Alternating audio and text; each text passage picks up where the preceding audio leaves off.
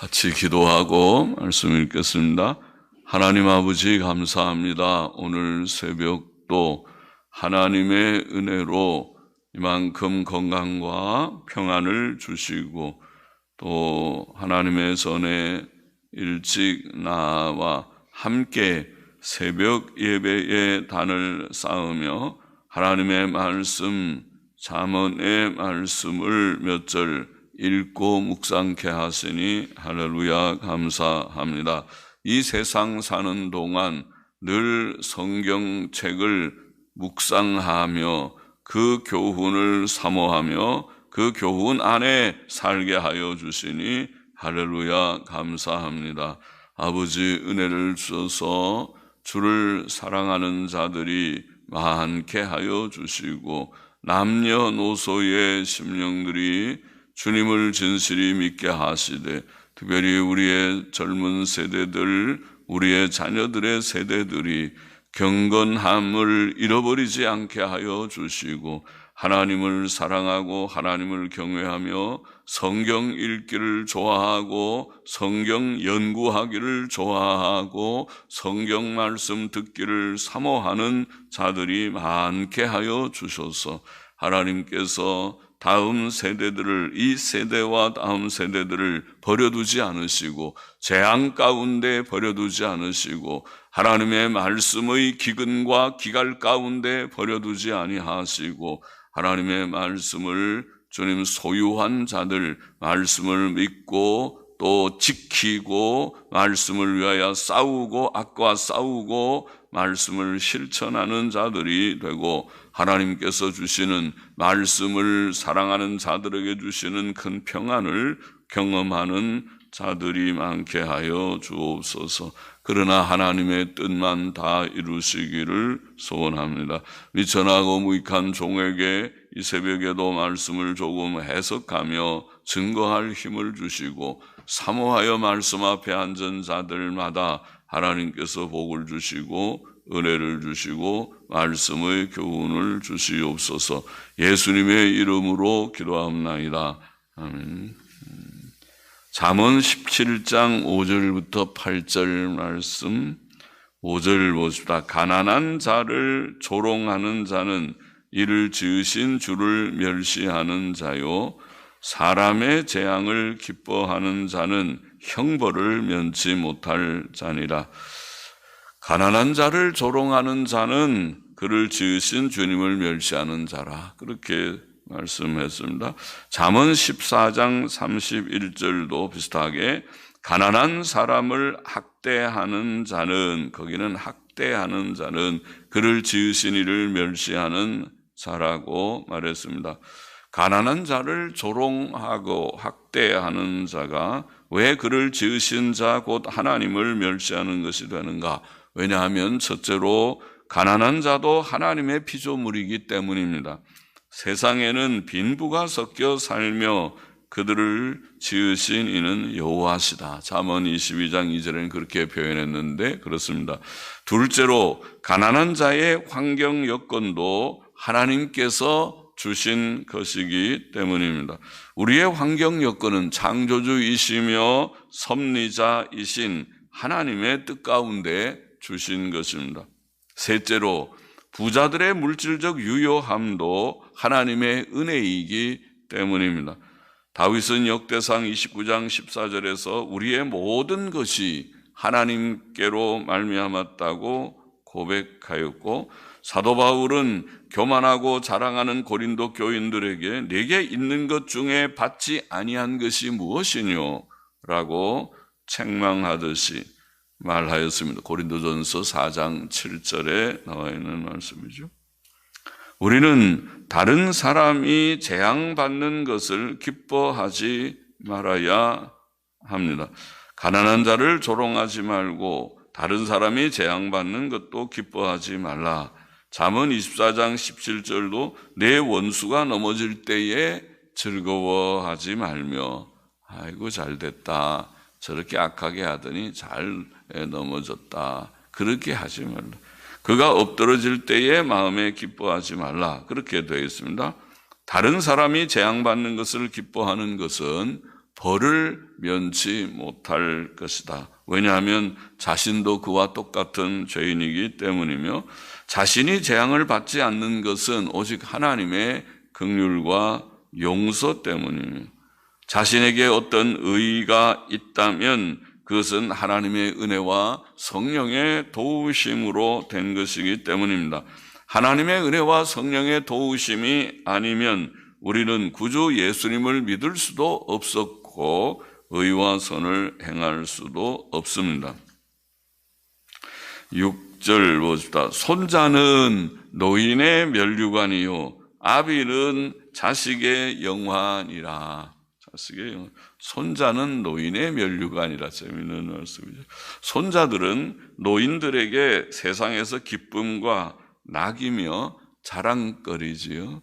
자랑거리. 노인들, 연세에 있는 분들 얘기를 하거나 전화를 하거나 하면은 자기의 손자나 손녀들에 대한 자랑 아닌 자랑들을 은근히 좀 합니다.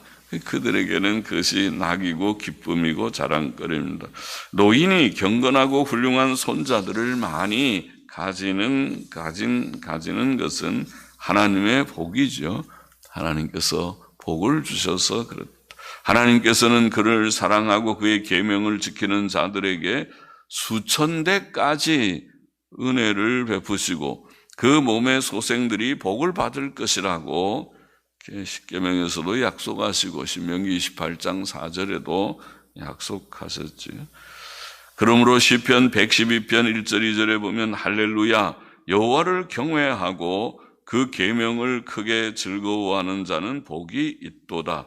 그 후손이 땅에서 강성함이요 정직자의 후대가 복이 있으리로다. 하나님께서 그런 복을 우리에게도 주시기를 원합니다. 그래서 자손들이 복되고 번창하기를 원합니다. 시편 127편 3절은 자식은 여호와의 주신 기업이요 태 열매는 그의 상급이라. 그래서 하나님께서 우리 가정에 그래도 자식을 몇 명씩 주시는 것은 그것은 기업이요 상과 같은 상급과 같은 것이라고 깨달아져야 되겠고 또 이런 기업과 상급이 자자손손들에게 많기를 우리가 기도해야 하겠습니다. 너는 자식 하나만 낳아라 그런 말 절대로 하지 마십시오. 그래서 하나님 앞에 복을 조금만 받아라 그런 말과 같습니다. 할 수 있으면 자녀들을 여러 명 낳도록 하라.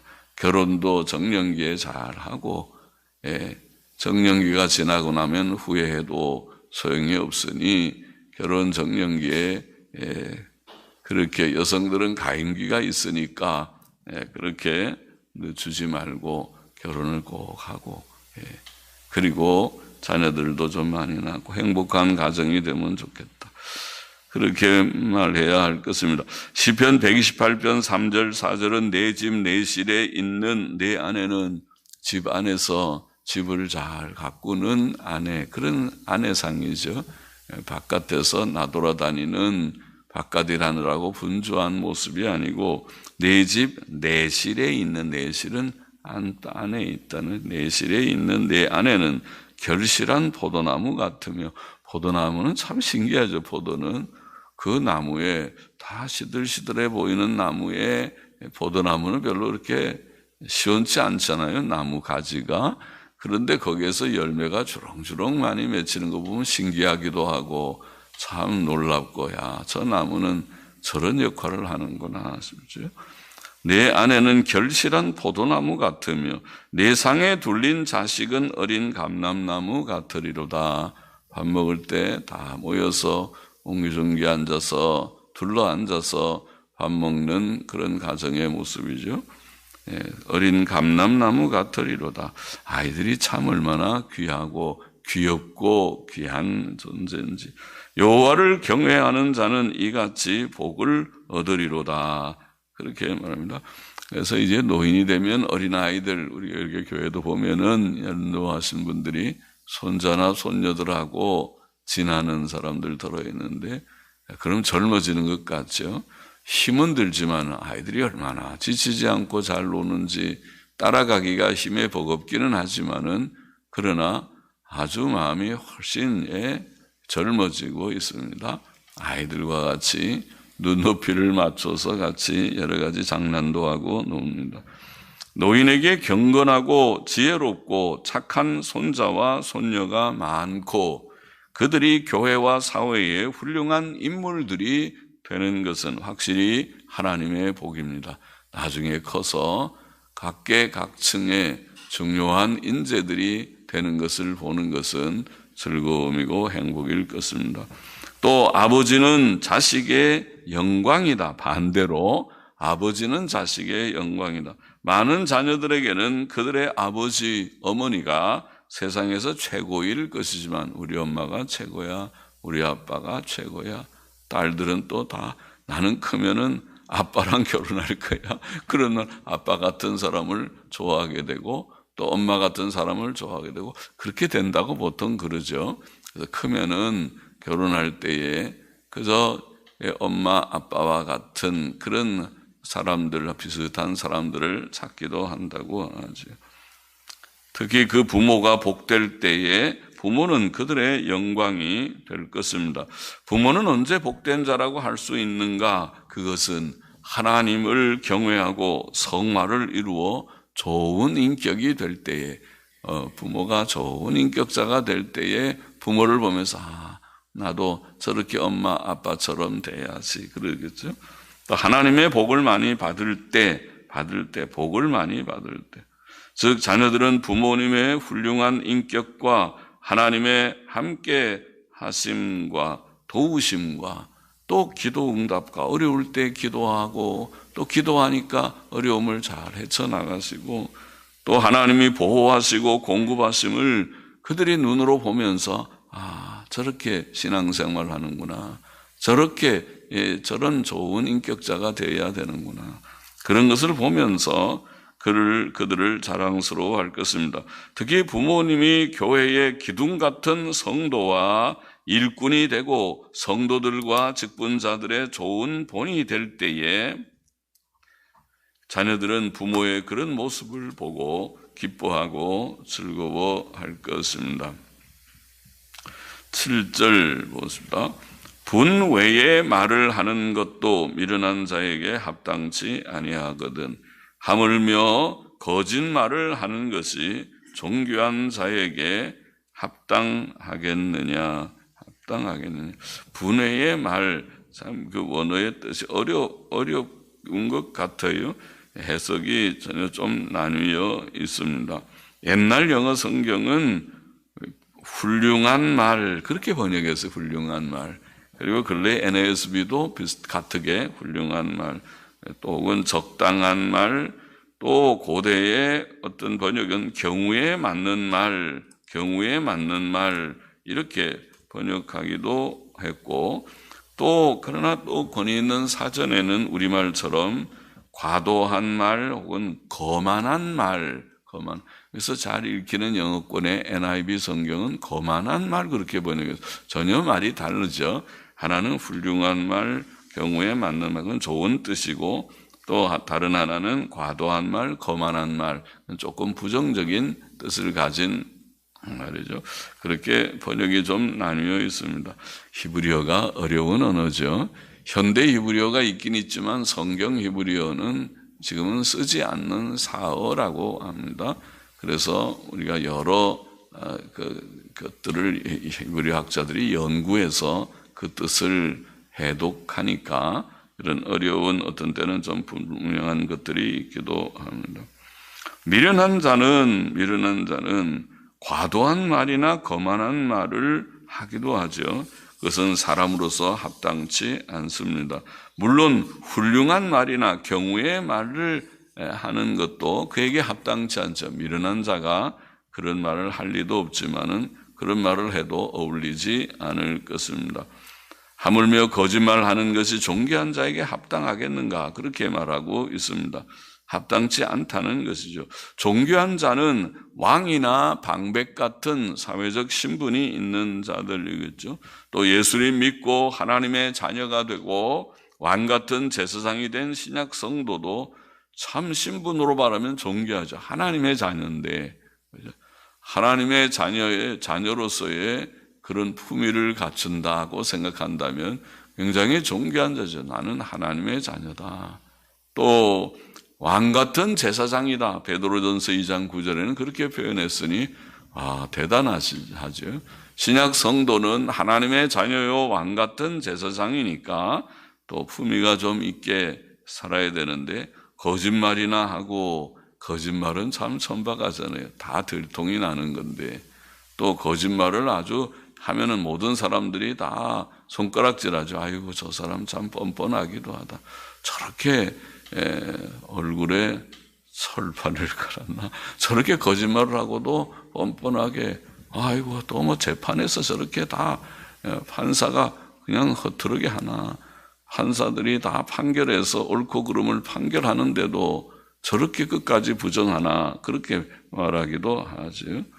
거짓말은 그 사람의 인격을 추하게 만듭니다. 차라리 인정하고 내가 부자의 잘못, 그렇게 하기에는 너무 때가 늦죠. 너무 거짓말을 많이 해놓으면 나중에 수습하기가 어렵기도 하겠죠. 하나님께서는 거짓된 혀와 거짓을 말하는 망령된 증인을 미워하십니다. 미워하십니다. 거짓말은 참 나쁜 것입니다.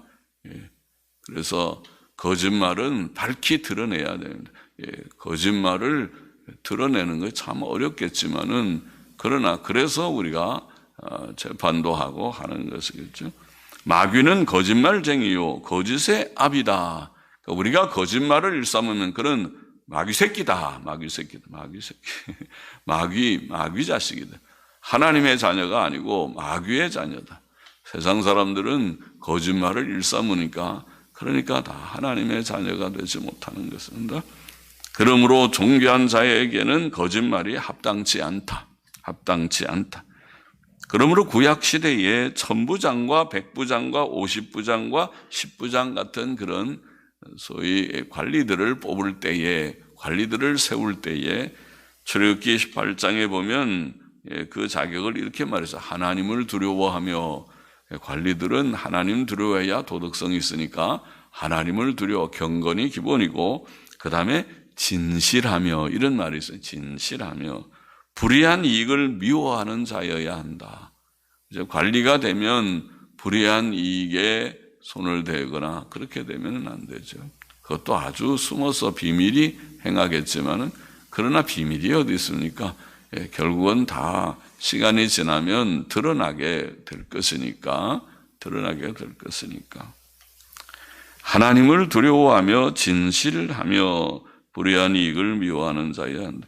거짓말하는 자는 관리가 되면 안 되죠. 10부장이라도 10명 중에 대표가 될 수도 없습니다. 50명 중에 50부장도, 100명 중에 대표는 100부장도, 1000부장도 1000명 중에 대표지요. 1000부장은. 그런 관리들이 반장도 안 되고 전체 정교 반장도 안 됩니다. 그런 사람이 되면 안 됩니다. 대통령은 더욱이 안 되죠. 그런 사람이 대통령이 되면 나라가 어떻게 되겠습니까? 거짓말쟁이, 그런 사람은 하면 안 돼요. 또 모든 부도덕한 자, 그런 사람이 하면 안 돼요. 부도덕한 사람이 하면 온 나라가 윤리성이, 도덕성이 땅에 떨어지고 말 것입니다. 좀 반듯한 사람을 세워야 할 것입니다. 그것이 나라의 수준, 그 백성의 수준을 보이는 것이, 백성이 그 정도 수준이면 그런 사람을 뽑는 것이고, 백성이 하는 대로 갈 것입니다. 그래서 선거를 잘해야 되는데 말이죠. 또 신약교회 집사들도, 집사를 세울 때도 디모데전서 3장 8절에 보면 집사는 단정하고, 그래서 단정하다, 인격성을 좀 말하는 거고, 일구이연을 하지 않는 자, 이런 표현이 있죠. 한 입으로 두 말하지 않는 자. 한 입으로 두 말하는 게 거짓말을 하는 것이죠. 여기 가서는 이 말하고 저기 가서는 또 정반대되는 말하고, 어느 말이 진짜인지. 옛날에는 이 말하고 또 오늘날에는 또 다른 말하고, 그렇게 하는 그런 사람들, 일종의 거짓말장이죠. 차라리 옛날에 내가 잘못 생각했다, 그렇게 말하고 말하려도 해야 되겠습니다. 교회 직분자들은 물론이거니와 모든 성도도 진실만을 말해야 합니다. 진실은 하나님의 백성의 증표입니다. 아까 거짓은 마귀의 죄악이고 마귀는 거짓말쟁이요 거짓의 압이다 그랬으니까 마귀가 낳은 자녀들은 다 거짓말쟁이가 될 듯합니다. 그렇지? 그러나 하나님의 백성은 진리의 하나님을 믿는 자는 진실해야 할 것이다. 인간관계의 모든 신임의 기초이기도 합니다. 진실이 없으면 인간관계가 세워지지 않잖아요. 어떻게 믿고 그를 우리가 좋아할 수 있겠습니까? 상대가 다 아무리 비단 같은 말을 하더라도 나중에 가서 그거 다 거짓말이 드러나면, 그거 다 허풍에 불과하다면 그거 얼마나 허망하겠습니까? 인간관계가 세워지는 것이 아니에요. 진실을 저 사람은 아주 뭐 이렇게 훌륭하고 유능하진 않아도 진실한 사람일 경우에 친구가 되고 점점 신뢰가 깊어지고 나중에 그를 신임하게 되고 중요한 일을 맡기게 되고 그렇게 되지. 신임이 안 가는 사람에게 무슨 작은 일이라도 맡기겠습니까? 큰일 나죠. 그러므로 성도는 자신의 이해관계를 떠나 항상 진실을 말해야 합니다. 8절 넘어가 봅시다. 뇌물은 임자의 보기에, 임자는 그 소유자를 말하는 거죠. 뇌물은 그 소유자의 보기에 보석 같은 즉 어디로 향하든지 형통케 하느니라. 자, 뇌물이라는 쇼카드, 히브리 말은 쇼카드라고 그러는데, 쇼카드라는 말은 뇌물이라는 말도 되고 뇌물로도 많이 성경에 쓰였고 선물이라는 말도 됩니다. 그렇게 쓰인 예들도 많습니다. 열왕기상 15장 19절, 열왕기하 16장 8절, 잠언 6장 35절, 21장 14절 등에 보면은 그건 분명히 문맥으로 보면 선물이에요. 선물이라는 예들도 있습니다. 또 사전에도 그렇게 나와 있습니다. 옛날 영어 성경은 그래서 이 8절을 선물이라고 번역했어요. 선물은 그 소유자 보기에 보석 같은 즉 어디로 향하든지 형통케 하느니라. 선물과 뇌물은 정말 비슷하지요. 비슷해요. 사실은 뇌물인지 선물인지 헷갈릴 때도 있죠. 그러나 그 차이는 단지 의도에 있습니다. 물건 자체는 똑같은 물건일 수 있지만은 그 의도가, 주는 의도가 뭐냐? 의도에 따라서 그것이 선물도 되고 뇌물도 됩니다. 선물은 순수한 사랑과 감사의 표이겠죠.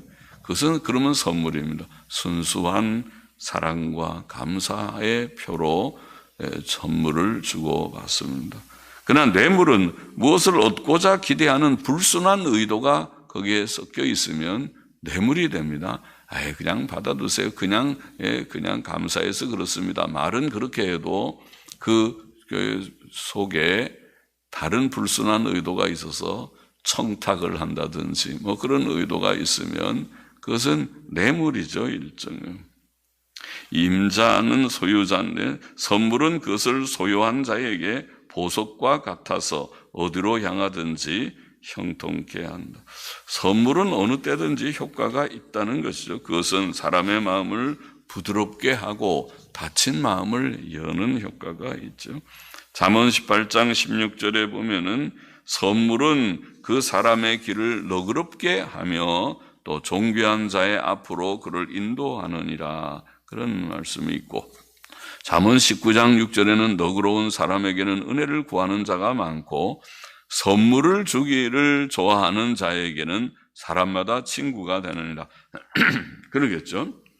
이 사람 선물을 잘 주면 친구가 돼서 또 어느 날 선물 하나 받을까 생각하고 친하게 지나게 되는 사람이 많다. 그렇게 표현했어요. 잠언 21장 14절에는 은밀한 선물은 노를 쉬게 한다. 그런 말씀도 있습니다. 신약 성경에도 교회의 감독 곧 장로의 자격 요건들 중에 한 가지는 나그네를 대접하는 것, 그런 것이 있죠. 나그네를 대접한다는 말은 그 아무의 진짜 그 무슨 대가를 바라는 것이 아니지 않겠어요? 나그네는 왔다가 언제 가는 사람일 테인데, 그러나 그에게 대접하는 것은 선을 베푸는 것이니까 그는 선물 주는 거하고 비슷하죠. 한 끼 대접하는 게 쉬운 일은 아니죠. 그래서 들어와서 착한 사람들이 할 수 있지. 옛날에는 우리가 다 그렇게 했죠. 이웃들이 지나가던 사람들 행상인들이 와서 아유 너무 배가 고파요. 그러면은 좀 앉으세요. 반찬은 없습니다. 그리고 찬밥하고 김치하고 좀 반찬 몇 개 해서 좀 들고 가시라고 그렇게 정이 있는 우리 사회였는데 요즘에는 그런 거 찾아보기가 어려울 것 같습니다만은 뇌물도 효과가 있기는 합니다. 그러나 뇌물은 불의를 조장하고 도덕적 해이를 가져오고 사회를 부패시킵니다. 악한 재판관은 사람에게서 뇌물을 받고 판결을 그릇되게 하죠. 판결을 그릇되게. 아, 저 재판관 좀 수상하다 했더니 나중에 보니까 다 그게 연루가 돼 있어서 뒷돈을 좀 받은 것 같다. 그런 일들이 있죠. 이스라엘 사회가 부패했을 때 뇌물이 성행했습니다. 이사야 1장 23절에 보면 네 방백들은 관리들이 판사들이든 모든 관리들이 패역하여 도적과 짝하며 도적들하고 친해지다니 다 뇌물을 사랑하며 그렇게 말했습니다. 도적들이 훔친 것 같고 그걸로 뇌물도 주고 하니까 모든 불의한 일, 불법한 일들을 다 행해서 그것으로 뇌물을 받아서 결국 그 사람의 통장에 그런 돈이 들어와 있으면 그 사람의 연루된 곳에 그런 이익이 이제 있다는 것이 확인이 되면 그는 뇌물이죠. 그래서 그는 처벌을 받아야 될 것입니다. 네, 분명하다면 물론 어떤 때는 통장에 1원 한 장 받지도 않고 잘못 비난을 받기도 하지만 말이죠. 그러나 하나님께서는 너는 뇌물을 받지 말라. 뇌물은 받으면 안 된다. 뇌물은 밝은 자의 눈을 어둡게 하고 의로운 자의 말을 굽게 하느니라. 출애굽기 23장 8절 율법에 말씀하셨고 또 시편 15편 5절에 보면 하나님의 장막에 거하는 자, 하나님의 성산과 장막에 거하는 자는 뇌물을 받고 무죄한 자를 해치 않는 자다. 그런 구절도 있습니다. 옛날부터 다 뇌물을 받고 거짓 증거도 하고 뇌물을 받고 또 사람의 잘못된 판결도 내리고 그랬던 모양이죠. 그런 사람은 천국 못 간다 그 말이죠. 아, 악한 사람이죠. 참 악한 사람이죠. 세상을 얼마나 혼란시키는 사람입니까? 옳은 것은 옳다, 그런 것은 그러다 해야 되고 특별히 법정에 선 판사들은 그런 일을 바로 해야지. 옳고 그름을 판단하라고 세워진 것이 법정인데 거기서 악을 행하다니 아주 나쁜 사람이죠. 본문의 교훈을 정리해 보십시다. 첫째로 가난한 자를 조롱하는 자는 그를 지으신 주를 멸시하는 자요 남의 재앙을 기뻐하는 자는 벌을 면치 못할 자라.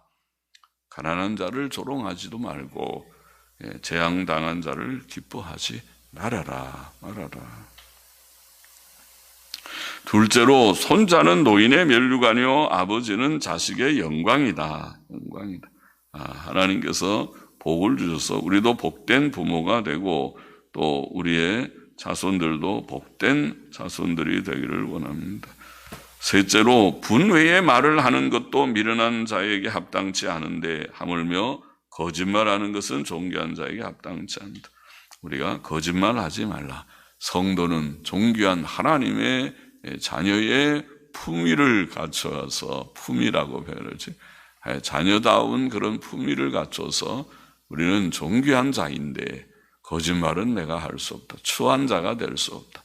내가 비록 해를 입어도 옳은 것은 옳다. 그러고 그런 것은 그러다고 하리라. 넷째, 선물은 그 주인 보기에 보석 같아서 어디로 향하든지 형통케 한다. 뇌물은 우리가 죄기 때문에 주지도 말고 받지도 말아야 되지만은 선물은 다친 마음을 여는 효과가 있는 그런 것이기도 합니다. 기도하십시다. 하나님 아버지, 오늘도 몇 절의 말씀을 좀 묵상했습니다. 마음에 다 새기고 좋은 사람들, 선한 사람들, 복된 사람들이 다 되게 하여 주시기를 소원합니다. 진실한 사람들이 되게 하여 주시기를 소원합니다. 감사하며 헌금하는 심령도 받으시기를 원하며 예수 그리스도의 이름으로 기도하옵나이다. 아멘.